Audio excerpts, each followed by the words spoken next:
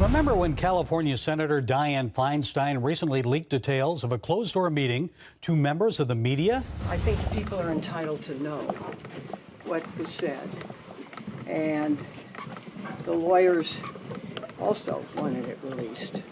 I see no problem with releasing it. It's very sad what they've done with this fake dossier. It was made up.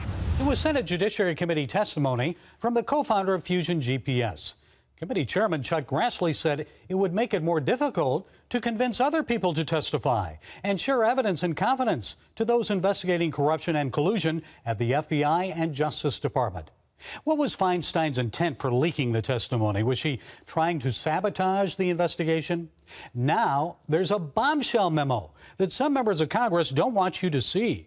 But the House Intelligence Committee says it will release it regardless of Democrat opposition, and they should, as soon as possible.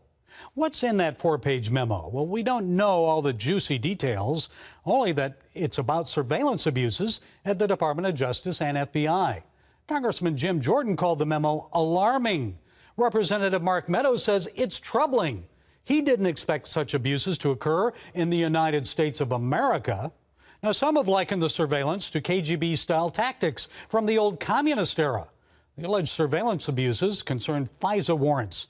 Now, anytime FBI and Justice Department officials need to conduct surveillance on a foreign national, they're required by law to get approval, a warrant, from the Foreign Intelligence Surveillance Court, FISA. They have to show evidence that the warrant is needed.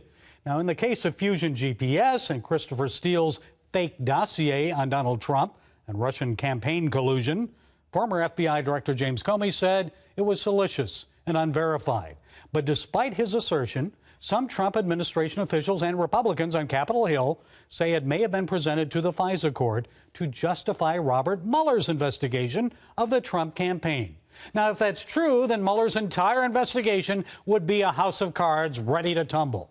You can't issue warrants and base an investigation on false evidence.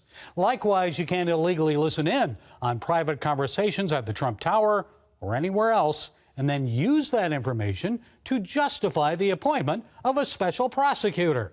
And beyond that, still to be released memo, Attorney General Sessions recently revealed the Department of Justice is investigating missing text messages of FBI lead investigator Peter Strzok and FBI lawyer Lisa Page.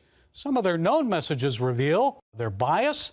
They reveal that they were active in their efforts against Donald Trump, and Strzok investigated Hillary Clinton's emails.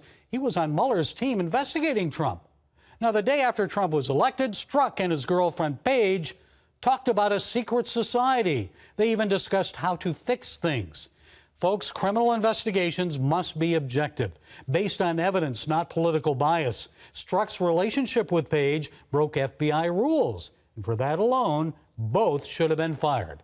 And what about those 5 months of missing emails, like Hillary Clinton's? They just conveniently disappeared somewhere into cyberspace. They may reveal more political influence and bias of a secret society, a deep state at the top levels of the FBI and Department of Justice. Now, one reason Donald Trump was elected was to drain the swamp of corrupt people. Former Speaker of the House Newt Gingrich warned, if you drain the swamp, you better have someone who watches over the alligators. Yes, the alligators and snakes are emerging from that swamp. Let's pray for more champions of righteousness to watch over them. Let's pray for transparency in Washington and for the truth to be revealed. Then, as the Apostle John tells us in the Gospel of John, chapter 8, verse 32, you will know the truth, and the truth will set you free. Boy, we could all use a little more truth and freedom right about now, couldn't we? Well, that's it from the Global Lane this week. Be sure to catch us on Facebook, YouTube, SoundCloud, iTunes, and Twitter. And until next time, be blessed.